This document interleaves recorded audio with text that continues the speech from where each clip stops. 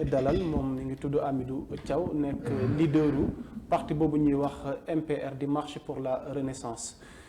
yàlla dogal na ci législative yi nu génn dafa sëkkoon coalition ak ki nga xamante ni moom mooy Pape Djibril Fall jiite les serviteurs démb xibaar génn ci seen web nekkoon sax à la une ci ñu ne dañoo jot ay enregistrement jóge ci moom mu mel ni Pape Djibril am na lu mu waxante woon ak moom waaye defu ci dara ñu mën ko jàppee traîtrise moom ngeen di gis noonu sax à l'écran fa la ñuy ubbee waxtaan wi monsieur Thiaw. ngir nga dikk ak ñun ci sa ànd ak Pape Djibril Fall qu'est-ce qui s'est réellement passé ci li nga xamante ni moom ngeen sekkoon ci législative yi.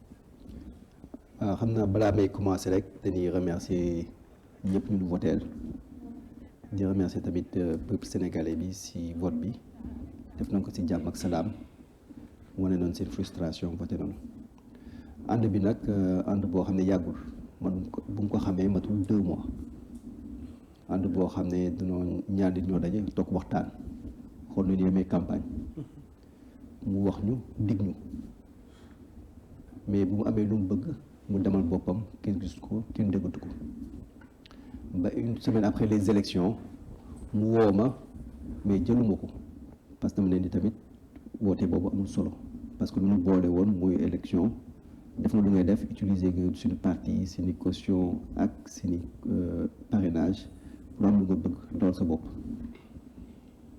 donc bu mu defee point de presse di remercier MPR dañu génn clarifier lépp ni ñun àndatuñu ak Pape Djibril Fall mais tamit ñoo ngi koy souhaiter rek tout le bien du monde parce que tey am nañu lu ko sas mooy mu défendre peuple sénégalais bi au niveau de l'hémicycle donc loolu tam ñoo ngi koy souhaiter bonne chance ci loolu.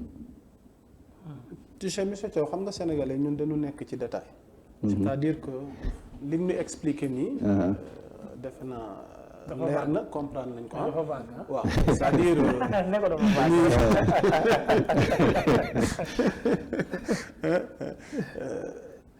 lan ngeen waxantewoon ci lu ñu mën a comprendre lan ngeen tënkoon parce que tamit da ngeen waroon dem teewal askan wi ca pencum ndaw réew mi du dëgg kon lépp la ngeen di nas ngir fas yéene ànd day leer ngir askan wi xam ko ndax ci loolu la ñuy leen di mën a toppee wala ànd ak yéen à la base de votre programme lan moo nekkoon clause ànd wi te tey Pape Djibril Fall respecté wu ci dara. waaw clause ànd bi sax du si soo di wax lu bëri parce que des fois soo waxee lu bëri trop si nit sax dañuy foog ne leneen yeneen motivation te ñun si ni génn bu njëkk bi rek pour leeral ne ñun ànduñu ak Pape Djibril Fall mais nag ñu ci bëri ñoo ngi laaj lu xew. jot nañ ko expliquer foog naa looloo créé sa wax bi yëpp. mais peut-être da nga si jaaraat rek. mais dañuy fi ak fin de semaine bi doon ñu waxaat si wax boobu. parce que tamit il faut que ñu passer à autre chose le plus important si politique mooy wax si Sénégalais yi kaasal leen loo gën a important mais c'est pas vraiment. mais audio bi yow la. audio bi man la sa voix la. man la. ah mais nu mu demee noonu ba finalement ñu retrouver ko ci place. on m'a posé des questions j'ai répondu et après nag bu affaire bi nag ils ont découpé envoyé nag looloo indi loolu yëpp mais tamit mën naa ko wax parce que j'ai rien à cacher. lu xew mooy ñun on est un parti qui est jeune. parti boo xam ne septembre 2020 noonu am si ne récépissé le 1er janvier 2021 ñu commencé dugg si politique bi donc parti boo xam ne c'est très récent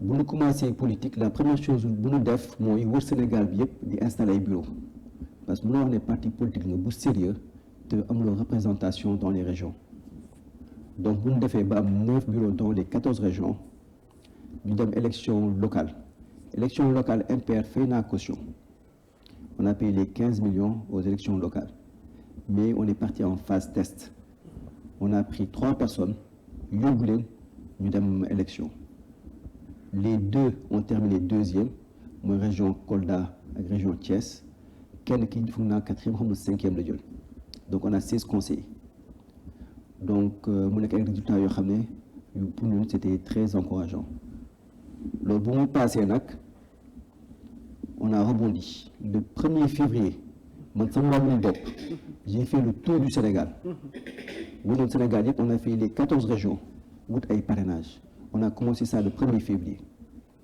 bu ñu wëree parrainage ba am 30 000 parrains doyul à 2 semaines des élections kenn ku nekk ak man nee ma est-ce que doo ñu ànd ak Pape Djibril Fall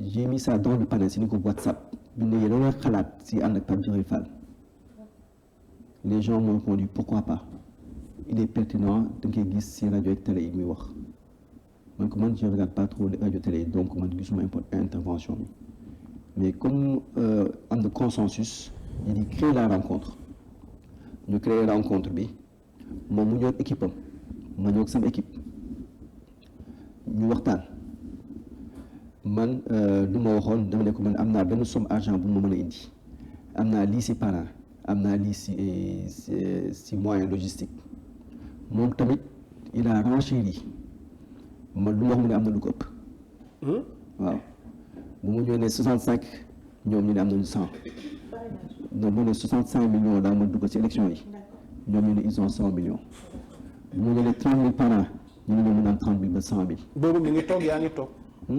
waaw donc c'est que ils ont dit tout ce qu'ils avaient à dire daal gars yi di xëccoo première place man ko c'est pas la peine bu leen xëccoo première place moom su bëggee première place bàyyi leen ko mën na jël deuxième ak troisième c'est pas un problème voilà mais nag au fur et à mesure ñuy dem nag on se rend compte que tamit lu wax du dëgg parce que bu ñu waree fay caution bi ñoom ils m'ont dit est-ce que yow duñ la bàyyi nga fay. déet waay. waaw loolu wax carrément même le jour là on était dans mon bureau. lu tax indiwoo moitié ñu indi moitié comme bi ngeen dee waxtaan ca tàmbali ba loo teg rek ñu ne ñoom am nañ lu ko ëpp pourquoi ne va pas penser à ça. on était un mardi soir loolu parce qu'on devait déposer le vendredi. nekk mardi soir ñu nekkoon ñu nekk sama bureau ma ni leen il faut que ñu fay mercredi parce que comment ça se passe soo fayee da ngay jox quittance. 2 jours après si l'argent est positionné dans les comptes de la CDC ñu jox la sa attestation donc pour xaalis dugg si compte yi il faut compter des fois 48 à 72 heures les gens disent 24 mais d'habitude 48 72 heures la donc mercredi matin il faut que ñu fay c'était mardi soir ma ñëw leen ñaata ngeen am ñu da nga lay bàyyi nga fay ma insister ñu ne non si on se cotise on a 100 millions pour mu insister waate ñu ne amuñu. si la wax quoi si on se cotise. d'accord. waaw. ok léegi nag ma bind benn chèque. ma fay. ok donc soo xoolee chèque bi chèque FBN banque la. bu parti MPR bind envoyé ko foofu CDC ñu fay. donc déjà affaire yi commencé di bizarre. ñu dem ba fin bi. parrainage yi 8000 parrain la ñu indi. parce que. les serviteurs 8000 parrain la ñu indi. parce qu'à chaque fois qu'on voulait faire le point parce que Penda Dia bi nekk mandataire national man maa ko nommé mandataire national. ok fu mu bokk MPR ou serviteur waaw maa ko nommé mandataire national donc lettre bi nekk DGE man en tant que président maa ko bind nommé ko mandataire national ñoom ils étaient dans mes locaux à saisir Penda Dia doon gérer saisie wu les serviteurs mais Saint-Ouen di leen laaj ñaata nga am si parrainage pour ñu def le point pour xool. ñu disait non on pare gu ñu xaar su pare on tâte ba dernier jour bi dernier jour ñu ñuy para ñu dem DG di déposer fekk fa ku tudd Pape Thiam moom fenn seen caution war a dem élection DG ne leen vous n'avez pas assez de parrains parce que ils ont assez de parrains mais foog naa fallait 1000 parrains dans cette région te loolu amuñu ko woon 1000 parrains dans cette région léegi ñu wax leen kay leen ànd ak ñun Pape Thiam ne d'accord mu problème mais il faut que mu waxante ak Khadim Silla parce que man ak moom ñoo ànd loolu tax tout le temps saa ma wax rek di wax Khadim Pape Thiam di ko défendre mooy lan parce que nit il faut nga am reconnaissance parce que jour boobu Pape Thiam su ñëw ne du ma ànd ak yéen tey kenn du dem élection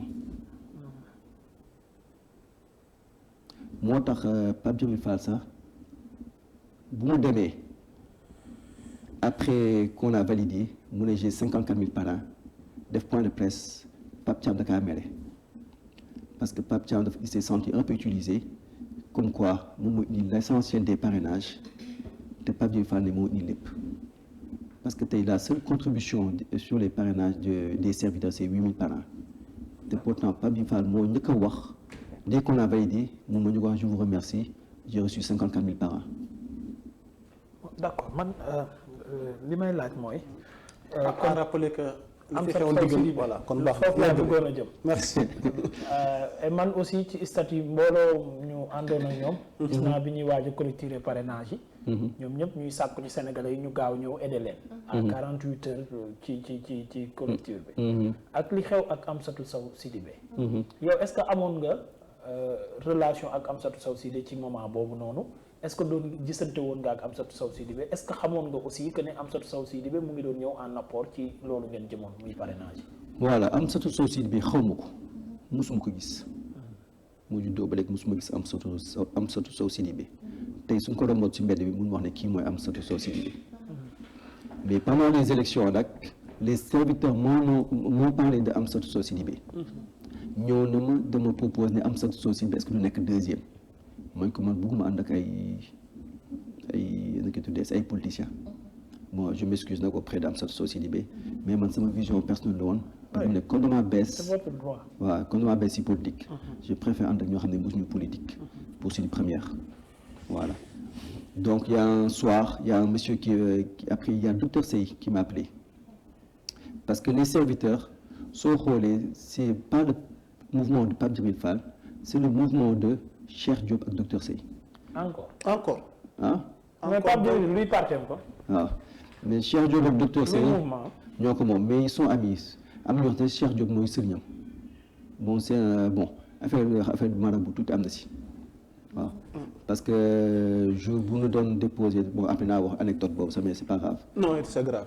non c'est pas grave mais c'est important. c'est pas grave mais c'est important. non monsieur Thiaw autant pour moi. dafa war a leer quoi. parce que tamit c'est l'occasion. voilà ndax askan wi leen bàyyi xel ci seen taxawaay ngeen bëgg jiite seen décision. donc mais justement il est temps monsieur Thiaw. gis nga li muy wax c'est important maanaam il est temps ñun. ñi ñuy laaj. ñu leen di jox ñun suñuy kàddu ak suñuy baat. ak suñuy parrainage ak suñuy lépp. ñun ñu xam ñooy ñan. dëgg la c'est-à-dire il est temps. ñi ñuy toogal assemblée que ñi ñuy fal ministre que ñi ñuy fal maire suñu gox yeeg goxaan yi. ñu xam ñooñu seen vrai visage. pour que enfin Sénégal ñu mën a am sax espoir ne dina changer mais mënuñu nekk ci éternel recommencement. yaa Moussa bu ñëwee toog man Ahmed ma ne yaa Moussa baaxul maa fi gën nii laa mel buñ ma joxee ndeke yooyu yaay ñoom Awa Fall ñi ma xam dëgg bu ñu génnoon wax sénégalais yi dañ xam dëgg maay kat ba duñ ma jox mais souvent dañuy noppi di mbëbët di nëppal ba waa ji toog après ñun ñu nekkaat ci éternel recommencement 60 ba léegi. c'est vrai tamit mais tamit loolu suñu culture la xam nga suñu culture tamit wax si ni trop gars yi bëgguñu ko mais bon on va éclaircir parce que voilà c'est très important pour les Sénégalais parce que il faut nit ñi xam tamit des fois pour duñ def même erreur yi donc les serviteurs ci boppam sax les serviteurs la personne qui décide c'est Serigne Cheikh Diop c'est lui qui décide waaw donc soo xoolee moom docteur Sey si eux les deux qui sont les personnes morales mën naa wax daal benn sorte de figurant la waaw boo xam ne daal am donc c'est eux qui décident naa leen wax sax du tax may wax ñoom ñoo décidé donc bu ñëwee docteur Sey m'a appelé nee ma du ñu ànd ak Amsatou Sow Sidibé mais est-ce que doo xool parrain yi est-ce que baax na parce que parrainage man maa tey parrain yëpp donc nettoyer parce que comme j'ai un background en informatique maa doon nettoyer parrain yi damay nettoyage te si on a des numéros d'électeurs si le numéro d'électeur de 8 sur les 7 8 wala 10 chiffres dañ koy supprimer parce que ça doit être 9 chiffres le numéro d'identité c'est 13 ou 14 chiffres si c'est pas 13 ou 14 on supprime si c'est 14 chiffres 2 la war a jeexee 3 wala jëm kaw mais si c'est 0,1 on supprime su dee tamit à partir de du 5e chiffre la date là du date jugement wala date de naissance on supprime donc ñu boobu nettoyage bu doon def tuuti et on supprime aussi les doublons te loolu bu ko defee man sama mois de bopp man perte naa plus de 6000 parrains yoo xam ne si erreur yooyu na ko amee donc loolu ay erreur de saisie la sûrement parce que tamit da ngay jël ay dactylo ñu lay saisiral donc ñoom tamit dañ def erreur parce que bon des fois dafay métti 8 heures ba 17 heures 16 heures day métti day def ay erreur donc erreur yooyu nag ça coûte cher mais yëpp jàngat la léegi nag bu ma waxee ne Amsatou Sow Sidibé am na ku mu yónni pour mu xool la personne a amené la clé ma ñëw ma moom ma xool clé bi delloo ko clé bi ne ko parce qu'ils avaient dit qu'ils allaient amener 20 000 ils ont amené ay 3 000 xaw ma 5 000 ma delloo ko ne ko nooy bii baaxul moom il est parti après nag est-ce que jaar na si ginnaaw jox ko Pape Djibril Fall je sais pas man tout ce que je sais les 18 000 parrains que MPR a amené j'ai les 18 000 parrains et j'ai les cartes d'identité et tous les 54 000 parrains des serviteurs MPR mën naa ko publier si la loi me le permet Amsatou Sidibé su dee moom dafa bëgg xoolee lu serviteur indi moom su ñëwee sama kër ma ko voici les 8 000 que les serviteurs ont amené su dee moom gis na si basam mu xool man les 18 000 que j'ai amené su doon dem si nit yi on demande même pas de truc on leur demandait d'écrire mais da doon laaj seen copie carte d'identité donc tous les 18 000 là qu'on a donné on a non seulement les fiches mais on a des cartes d'identité attachées avec pour wane ni ñoo ko jëli si bopp. kon Amsatou ñaata la indi ñu revenir ci chiffres yi. Amsatou man je pense que dama ko kaa delloo. ah da nga ko delloo waaw dama kaa delloo ñu ma xoolee y avait ay 5 000 après ma delloo ko ne man 5 000 moom ça règle pas nos problèmes. ok voilà donc ñoom nag lu ñu wax seen biir ñoom ñoo ko xam. ok tout ce que je sais c'est que xam naa ne il s'est excusé auprès de Amsatou Sidibé loolu la nga wax. am na loo xam ne ñoom ñaar la. waaw pour revenir ci yow par rapport ak sujet bi. ci li ñu tuddee entre guillemets traîtrise gi la Pape Djibril def. waaw léegi lan moo la métti réellement. non man dara méttiwuma. dara méttiwuma da si. nga am mbetteel wala. ah dara méttiwuma c'est-à-dire que. da nga amoon mbetteel. c'est-à-dire que xam naa ne mooy ak li ci xew. yàllaa ko tudd. nee naa la nit moom su dee da ngay nekk député yàlla kenn mu si dara. gëm naa moom su nekkoon sa dixième day jàll. yàlla mooy fal. waaw mooy fal parce que tey soo gisee waa Yewwi am na ñoo xam ne mosuñu xalaat nekk député te ñoo ñooy député tey ñu bëri yaakaar nañu Sonko day nekk député ñu bëri nekkoon si ñi premier yi si liste Yewwi doon yaakaar na dañuy dem tey demuñu donc kuy fal yàlla da koy fal donc dama ne pour man lii moo gënoon. non mais attends yàlla moo ne Pape Djibril Fall day nekk député loolu kenn mënu si dara. waaw loolu mbiru yàlla la. yàlla moo ne tey du ma nekk député loolu kenn mënu si dara mais l'essentiel mooy lan bu ñu di mer dugg si détails yooyu l'important mooy nu taxaw ñu dugg si politique principe yooyu ñu garder ko mooy défendre peuple bi xeexal askan bi c'est ça le plus important. non monsieur Thiaw man d'accord ma de c'est-à-dire que ok loolu yëpp suñu borom la mais où est notre part de responsabilité ñun en tant que jaam ci xew-xew àddina yi du dëgg ndax i tamit nag yéen da ngeen dugg ci politique def ko sacerdoce teg ko ci ay principe ngir da ngeen bëgg jëriñ seen askan. yàlla dogal nga indi sa parti MPR. moom mu indi mouvement les serviteurs. leeral nga sax amaa sax moom figurant la ci mais ñii conditionné mouvement bi mooy ñi nga tudd seen tur. ngeen ànd ngeen waxante. teg ko ci ay principe teg ko ci ay bases yi leer mais mbir yi weesu yow nga am frustration am lu la metti ba audio yi fuité parce que. la mu waxante woon ak yow ak li am ça fait deux léegi yow la da nga koy delloo ci ndogal yàlla. non de frustration c'est-à-dire que il faut que ñu wax lu mu demee parce que faut que les gens se méfient. parce que logique tey moo nekkoon yow sax nga nekk tête de parti bi. moom la ñu bëri di ma wax. ah mais man je me dis quelque part est-ce que monsieur Thiam bi tamit jëndul jaan ci pax est-ce que tamit yow bernewu la quelque part utiliser sa parti utiliser sa récépissé utiliser sa caution. parrainage. ak sa parrainage. non loolu am tu te retrouves tey jii j'espère que financé woo campagne. non financé wu. alhamdulilah. non xam nga loolu am sax mais c'est pas pour man c'est pas le plus important mooy lan nekk jàngat ci ñun ne des fois tu peux être de bonne foi. di nga gis tey benn sëriñ boo xam ne tout le temps day julli benn nit boo xam ne tout le temps day julli. di jaamu yaat di julli suba ngoon te tax mu ngi sàcc mu ngi doo jabaram mu ngi def lu bon doo xalaat mais soo gisee de l'extérieur dañu foog ne nit ku baax la ñun foog na amoon lu dal noo gis benn nit de l'extérieur jox ko benn jugement boo xam ne du kooku moo nekk ci ginnaaw. non pourtant il est réputé être xam nga un homme de principe un homme de valeur. waaw loolu am na beau discours. loolu si la jàngat. et surtout sa piété mais lii. loolu si la jàngat. nee na forme ak fond dafa am. xam nga loolu si la ci forme bi. xam nga loolu si la jàngat si la jàngat mooy lan loolu si la jàngat ça veut pas dire que tey da ngay julli da ngay def yenn que nit ku baax nga parce que dañuy wax julli du fen aujourd'hui nous a menti waaw donc lu ñu woon extérieur ñu ngi loolu tax ñu tey lu ñu def nii sama suñu devoir la envers les Sénégalais on est faites attention waaw dañ faites attention faut pas baser sur les paroles de quelqu'un am na nit yoo xam ne ils ont un très beau discours ay situation illustration ils sont très forts dans la métaphore mais moytu leen wax yooyu di leen xool jëf ñi man loolu si ni jàngat tey si coalition bi nan suñuy politique nañuy moytul ñu ni àndal parce que nit yi lu lay wax ak lu ñuy def du benn te loolu tey jàngaloo ko c'est une leçon pour nous c'est une leçon sûre bon trahison am na parce que nit boo xam ne nga wax defoo. loo wax du dëgg. te bu mu utiliser ba am lu mu bëgg mu disparaître. parce que toogal na fi moom toog na sama wet ne ma Thiaw mooy le 31 mai presse là. ne ma Thiaw faut qu'on dans la semaine on va faire le plus rapidement les comités comme ça on va aller en pré-campagne et campagne. Il t'avait dit ça. waaw toog avec son équipe ma leen d'accord après on les relance ne foo leen toll ñu wax tey suba élection a jeex gisuma leen déggatum leen. ok moom daal caution ak parrainage la soxla woon. caution parrainage ak récépissé parti bu mu mën a demee.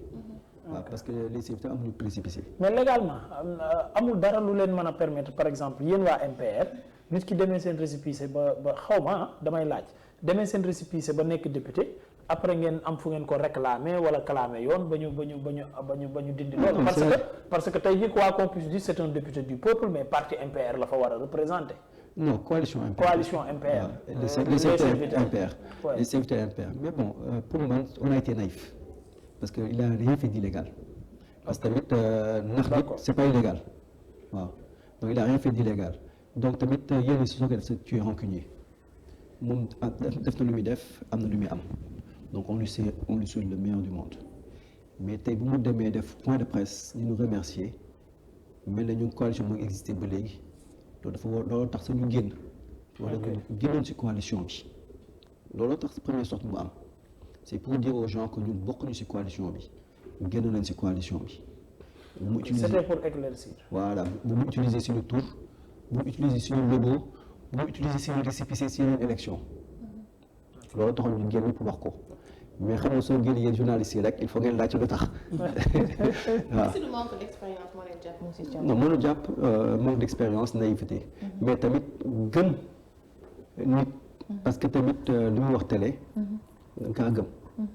fekk ne li muy wax ak li bu mu nekk du benn. donc loolu moo ñu dal mais jàngat la. ok am na solo léegi nekk na député. mi ngi jëm ci hémicycle bi ndax question gi ci toog mooy tey naka nga séentoo taxawaay 14e législature bi taxawaay député yi surtout moom tey jii nii hémicycle ba tey parce que Ameth Ndoye récemment moom def na sortie. nee na féetewul gauche féetewul droite waaye li ci mënti am daal mi ngi féete ci peuple bi donc il a choisi son camp il est un non-aligné mais dans l'opposition est-ce que tu partages cette position bokk na ci li ngeen waxtaanee woon ci ni mu nar a taxawee à l'Assemblée. Bon xam nga quand il a décidé d'être non-aligné bon man j'étais pas au courant. Ah bon. mais avant aussi waxtaanee woo leen ko ne par exemple comme yéen même cotisation yi ay si seulement mën ngeen a am 100 millions ngeen doon wax est-ce que waxoo leen si seulement si bu ngeen amee député da ngeen di bokk fi wala da ngeen bokk fi mosoo leen ko waxtaanee. mosuñu si waxtaan. ok donc bon c'est sa décision personnelle je la respecte mais le plus important mooy na taxawal Sénégalais yi foofu. ok mais man Hamidou Thiaw su ma nekkoon député. man j'allais dire que j'allais voter Yewwi Wallu intercoalition bi. ok donc ñoom ku ñu nga doon rallier carrément opposition bi. non c'est-à-dire que mën naa bañ a bokk seen intercoalition. waaw mais ñoom ku mu jiital moom laay voter te naa ko wax Sénégal yëpp xam ko ne man intercoalition ku mu jiital man moom laay voter si j'étais un député. voilà te tamit les projets de loi yu si ëpp 99% wala 99% ñoom ñooy àndal du moment que wala naa te 100% de leurs projets de loi damay ànd ak ñoom du moment que c'est pour l'intérêt du peuple. donc lan nga jàpp ne moo war a tax demul ci fenn. ah moom il a ses intérêts personnels xam nga tey sax ñun ñu sonal si campagne parce que pendant la campagne def nañ Sénégal deux fois on a fait Sénégal 2 fois. pourquoi. tout le Sénégal parce que dañoo campagne. d'accord def nañ pré-campagne def nañ campagne am na région yoo xam ne sax def nañ ko 3 wala 4 fois Tamba on est parti à Tamba 3 fois. Voilà mais bu ñu demee sur le terrain la communication de Pape Djibril nous a suivis. mooy lan les gens nous disaient que yéen est-ce que àndoo leen ak Macky Sall. les gens nous disaient même Macky Sall moo leen financé moo leen fay te pourtant maa ko fay. mais comme kenn xamuma donc les gens moom joxewul ay éléments de réponse par rapport à ça parce que commencement ils refusaient de dire carrément ku fay financement parce que le jour on a accepté notre le jour on a accepté notre comment dire ça notre liste mooy bu def point de presse bi je leur ai dit ça nee naa leen il faut ngeen leeral parrainage yi il faut ngeen leeral caution bi parce que politique soo waxulee nit yi waxal la. mu ne ma non j'ai pas à faire ça loolu laa ñu ko doon bëggaan loolu laa ñu ko waaw loolu laa ñu ko bëggaan loolu laa ñu la pourquoi ñu demoon mu ko mu ngi wax sama xel c'est pas le même cas tout le monde sait que Bougane a les moyens tout le monde xam ne ñoom ñëpp Thierno Alassane Sall am na moyen mais ñëpp xam ne pas ñëpp amul moyens yi donc il faut mu leeral loolu mais il a refusé mu topp ko ba fin bi ñun tam ñu commencé di communiquer pour leeral Sénégal ne ñoo ñoo fay tamit il a rebondi sur ça tamit commencé di ko wax ne man maa fay mais boobu le compte est déjà parti voilà. et moom da doon wax ne moom moo fay. non il voulait pas dire. ok mais yéen bi ngeen waxee tamit weddi ko wala confirmé na ko. non ñun bu ñu waxee dafa confirmé. waaw ñun comme on a dit foog naa lendemain bi la dem 2S xaw ma Sen TV leer waxaat ko waaw mais loolu le compte est déjà parti parce que soo waxulee rek gars yi waxal la mais quand on est sur le terrain nag les gens nous disaient vous yéen APR ngeen bokk parce que ñoom tamit ñoom bu ñu remarqué le Sénégal yi remarqué dañu remarqué parce que Pape Djibril campagne tudd Macky Sall. mais justement man li ma la bëggoon wax sax pas publiquement mais en privé yéen bu ngeen daan toog est-ce que sentir nga benn yoon ci nit ki ne kii joué wul franc jeu wala Macky Sall la àndal. moom foog naa ñaari yoon toog ñaari yoon sérieusement pour parler 2 fois doon toog waxtaan. ok ci discours yi. non 3 fois maa ngi kii 3 fois. ok parce que première fois bi mooy bu njëkkee tase. deuxième fois bi mooy le jour où je dis que damay bàyyi parce que dama ne benn instant ma ne je quitte. Bon parce que ça traînait ñoom seen affaire daal mooy loolu dafa mel ne ñoom hésité xaw ma daal parce qu'il y avait pas de communication. waaw commencé am. ok parce que je me dis que comme il y a pas de communication ñii daal seen affaire. moom aussi def na sacrifice pour ngeen toog ko. waaw bu ma ko waxee nag ne damay génn foog naa 30 minutes 1 heure de temps après mu ñëw moom Pape Djibril Fall ñëw sama bureau ak docteur Seye ak Cheikh Diop mooy les personnes boo xam ñëw sama kër moom sama moom boo xam ne yow ku baax nga man ku baax la rencontre du hasard yàlla moo nu boole. ne nag nit bu baax yàlla su leen boolee Iblis day nekk si ko bëgg a yàq diggante bi bon ce discours là qui m'a sorti ne su doon sama saako nga toog ñu ànd liggéey wax xoma ak ces trucs là qui dit après ma ne on va donner une deuxième chance booy deuxième fois bu ñu gisee troisième fois bi foog naa mooy point de presse bi donc c'est les 3 seules fois où on a parlé c'est vrai que si campagne bi te seenoon Kaolack mais dafa jóg sa ndaw waaw Kaolack te seen Kaolack bon anecdote bu xaw a bizarre parce que dama ñëw Kaolack sama coordinateur bi nekk foofu mais man nous la coalition a des problèmes parce qu'il y avait des artisans là-bas qui étaient tête de liste qui étaient tête de liste ñoom ñoo nekkoon tête de liste au niveau de Kaolack man sama coordinateur gère woon comité bi foofu mu ñëw ne on a des problèmes d'argent man que naa ñëw may leen 500 000 bu mu ñëwee foofu on a vu les marchands ambulants après ma gis sama coordinateur man ko ni ana ngeen ma jox leen mu ne man dakaa fi nekk jox ma ko man ko non je peux pas faut le faire en public mu ne kon kaay dem mu ne les ñoom ñëpp tëdd nelaw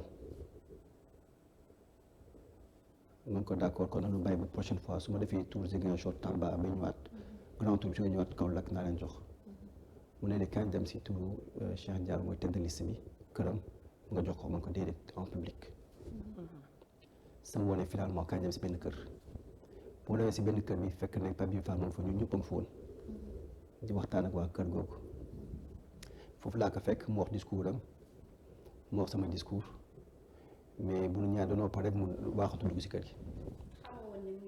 xaw ma koon mu waaxatu dugg si kër gi bu ñu paree man ma dem si quartier général bi mais moom tegu fa tàggam si laa lay ñëw jox leen xaalis ba après man continuer dem côté Ziguinchor. donc boobu gis naa te noonu mais waxuñu loolu tax yu bëri affaire ay des fois ñu daje mais duñu wax c'est day nekk en public moom mu wax ma wax après mu daw kaaw moo xam naa ne xaw na rus parce que xam na nu mu doxalee rafetul xaw na rus moo tax du nangu même bu demee waa Kaolack il nous dit moo di monsieur il faut ngeen appuyer ñu man ko mun ma génne xaalis di wax joxe noonu balaa ma leen di jox xaalis il faut que la conférence des leaders ñëpp ñu toog waxtaan xool lu ñu àndee si campagne bi si vous organisez ça man bu ñu d'accord ne ñoo financé man d'accord jàppale leen mais du ma génn man kese di appuyer sans savoir les intentions des autres xaw ma nu ñuy doxalee xaw ma nu ñuy communiquer te ma nekk président coalition amul benn sens looloo waral loolu donc c'est quelqu'un que je connais pas on n'a pas beaucoup parlé mais tamit je lui souhaite le meilleur du monde amul dara loo xam ne. mais vu ses comportements tamit même bien vrai que tu lui souhaites le meilleur du monde bu doxalee nii te mu doon loo xam ne rafetul te séentuwuñu ko ci taxawaay koo xam ne da nga war a taxawal askan bi fële na le est-ce que amoo ay recommandations ak conseils yoo ko mën a jox surtout que tey nekk na député te dafa war a représenter le peuple fële na le ci assemblée nationale. man xam nga je suis pas la personne. ndax yu mel nii tamit finalement Ahmed Ndoye est-ce que ñun mënati nañ defati confiance tey jii nii à vous. yéen nga xamante ne ay hommes politiques ngeen discours yi ngeen ñuy won principes yi ngeen di woote. ak taxawaay bi nga xamante ni moom ngeen di woote tout le temps alors nous retrouver wu tey ci doxalin yu mel nii. parce que tey. xam nga ngeen benn lañu man duma politicien c'est vrai que je fais de la politique mais yàggul duma politicien donc foog naa maa ngi commettre erreur yi Sénégalais yi di def mooy des fois gis nit dégg pardon mu wóolu ko maa ngi def erreur yooyu mais c'est de bonne foi nitoo lëndëm rek mais jàngat la waaw donc man lan laa jàpp si loolu muy nit bul déglu waxam xoolal lu mu jëf. mais est-ce que loolu tamit du la yàqal monsieur Thiaw parce que ëllëg si biir nit mën na ñëw ak de bonnes intentions bëgg liggéey ak yow. yow nga am benn réticence bi wala yow ci boppam nga bañ koo wóoru. loolu moom je pense que le manque de confiance existe déjà en politique. soo gisee gars yi dafay protocole. mooy kenn wóorul sa morom. waaw donc c'est quelque chose qui existe déjà. ñun nag dañoo ñëwoon nag soo gisee ma bañ a ànd ak ay politiciens. parce que loolu laa yaakaar ne politiciens yëpp kenn baaxu si. mais itam gis naa tey ko xam ne du politicien ànd ak moom. mais je trouve les mêmes traits de caractère que les politiciens si ñoom. donc à la fin tu sais même plus que def confiance donc am na lu muy yàq c'est vrai si yow. ne am na lu muy yàq confiance bi nga doon jox aveuglément day wàññeeku. mais tamit tey lu may def nii. foog naa ñu bëri du ko doon def. parce que tey nga ànd ak nit nga wax lépp nekk si carte sur table. même donner des noms. foog naa loolu yëfu politicien su ma yëfu politicien lan lay def damay toog point de presse ak Pape Djibril Fall jëmul visibilité donc di ànd ak moom dafay kërën mel ni rien ne s'était passé mais nag boobu sama intérêt bopp laa xool ma intérêt askan bi tey day baax qu'on avertisse les gens ne kii noonu amal affaire c'est ça qui s'est passé nit yi xamal seen bopp léegi que les gens jugent c'est pas grave parce que dina am ñoo xam ne dañ lay dénigrer dina xam ñoo xam ne dina wax lu bon ci yow moom il va envoyer ces gens il va faire des montages vidéo di la jéem a dénigrer mais du dénigrer mukk les faits il faut dénigrer la ngay dénigrer. ok wóor na li fay yi nga teg fii sur la table ñënoo ko teg. mu wax ni billaahi wallaahi sos lu ma fenn ma waaw moom su taxoon fi ngeen invité ko si kanam wax la même chose. ok Aïcha ñu fàttali ne ñoom jéem nañ ñu jot.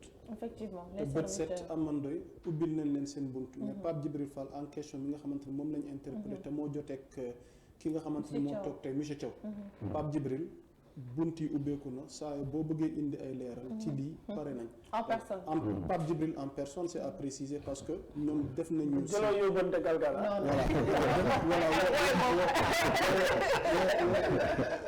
yaa Moussa est très précis sur ce cas nee na jëlul ay yóbbante galgal. waaw woo nañ ñu te xam naa. ñu ngi lay dégg man damay bëgg lépp leer. dëgg woo nañ ñu. ngir ñu am kun nu indi. Pape Djibril. saay boo pare ñun pare nañ pour déglu la nga indi nga livrer sa part de vérité ci li nga xamante ne ni tey Hamidou Thiaw nga xamante moo jiite MPR leeral na ko donc monsieur Thiaw xam naa buñ fi naree toog tamit dinañ fa gën a yàgg ci mbir mi mais comme ni nga ko tënkee rek defe naa leer na Ahmed Ndoye waaw man de la suite laa ko bëggoon a laaj la suite actuellement nii MPR ci nan ngeen bëgg a taxawee nan ngeen nar a def perspective yi lan c'est que ñun on avait commencé di installer suñu bureau élection yi dab si ñu donc comme on voulait pas être des figurants parce que Sénégal lu fi nekk si ay parti ëpp na 300 ñu ne ñun nag du ay parti boo xam ne pour louer la pour jaay mais du ñu vraiment pour changer les choses parce que avant ñu doon politique sax on était dans le social mais bu ñu xamee ne ñun social bi mënul régler problème sénégalais yi si ñu dugg si politique bi ne loolu état moo ko mën donc y a des problèmes à tous les niveaux moo tax ñu dugg si politique bi donc suñu objectif bi léegi changé wul c'est vraiment d'être une force politique au Sénégal te lu am si élection locale yi jox nañu raison lu am si élection législative daf jox nañu raison tamit parce que man tey sama bureau de vote j'ai gagné sans faire campagne tey Pape Djibril Fall nekkoon tête de liste dafa perte bureau de vote am waaw tey su ma demee nu ñu koy tuddee sa Kaolack ñoom ils ont 1900 voix te campagne nañ fa def na fa ay jours Pape Djibril Fall ak les artisans man dans ma commune je parle du département 1900 la am. man dans ma commune j'ai 1500 de campagne moo fa. te où ta commune. Notto Diobass. te campagne moo fa. donc on a. waaw Notto Diobass ga. waaw. nuyul ma leen waa Poutac ne. d'accord ñoom nuyul ma leen. incha allah voilà boo jaaree noonu ñoom Poutac ne ñoom nuyul ma leen. incha allah waa Diobass. yaa ngi doon wax sànq say biir wax ni que bu nekkoon yow Pape Djibril lu mu ne moom du opposition du Yewwi nii Benno yow tey boo doon coaliser. fan nga taxaw pour dem ci pouvoir bi wala ci opposition. non si je dois coaliser c'est obligé c'est opposition bi. voilà loolu moom amul sax termine ñaar. par ça peut-être tu vas nous dire les raisons parce que gis nañ une montée en puissance de l'opposition. moo xam ci local yi rawatina ci législative yi ñu génn nga xam ne 80 députés on aura benn hémicycle boo xam ne yëf yi dina xaw a serré. c'est que. lan moo war a tax sa féete googu ci opposition bi wala peut-être tey si j'ose le dire fii. l'un de leurs leaders tey mu fës lool ci taxawaayam rawatina sax presque moo campagne mu Ousmane Sonko ndax da nga retrouver wu ci ay principes am ak ci doxalin. non en fait su ma nee opposition laa àndal c'est plus votre sanction la parce que faut ñu créer benn mentalité bu bees ci politique sénégalaise bi mooy leen ku liggéey ñu wàcc la.